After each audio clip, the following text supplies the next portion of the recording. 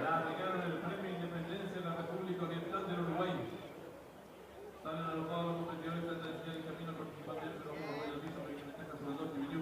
Tercero se desempeña participante del número 3, el paisano. Cuarto por fuera lo viene haciendo el 4, Fandero, la quinta ubicación del 5, Emperador. Los competidores van a dejar atrás la señal indicatoria de los 1200 metros.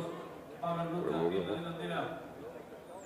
El número 2, Yubiyu, pequeña ventaja sobre el participante. El número 4, Fandero, abierto ganando el 1. El competidor número 5, Emperador.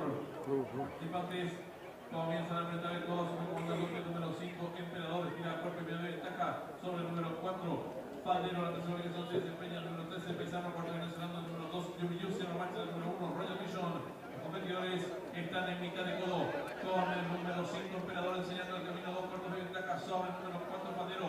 Gana terreno rápidamente por dentro de la participante del número 1, Royal Vision, y los competidores del Premio Independencia de la República Oriental del Uruguay están en la recta final. El número 5, Emperador, intenta la disparada, corre con cuerpo de ventaja sobre el número 1, Royal Vision, que va a resolver en su búsqueda.